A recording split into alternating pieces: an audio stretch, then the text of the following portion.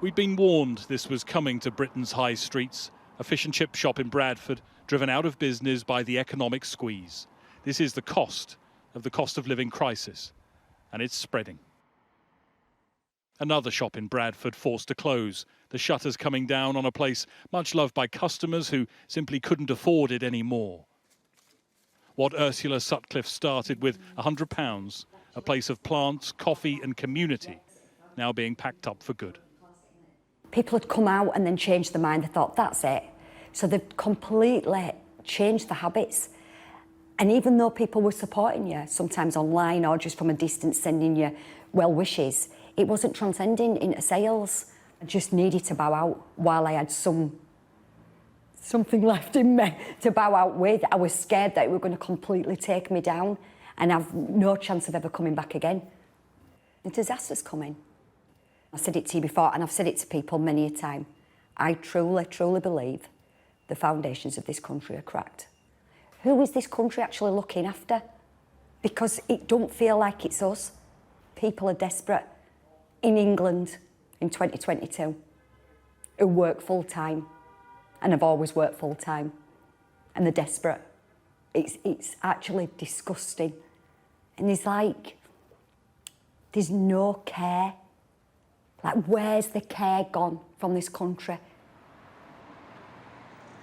Analysts say corporate insolvencies in this region are up 30% this year. Across the country, they're up by nearly a half. The fear that companies wouldn't survive rising costs and falling income is now becoming a reality.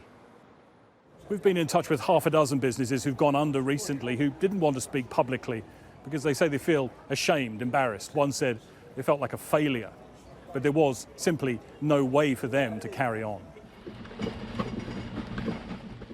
Where demand is growing is places like this, the stores of free food donated to those in need. And that, says Abdul, is a growing number of people with full-time jobs.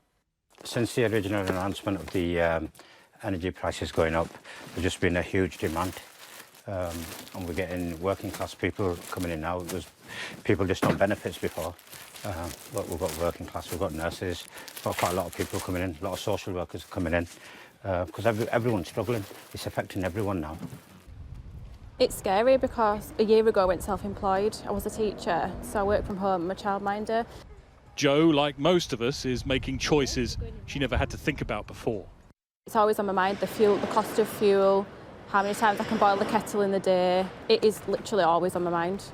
And what I often do is I do my shopping a week in advance, book my slot on my food shop, and then I'll go in the night before and cut out anything that we don't definitely need. So any extras just get cut out.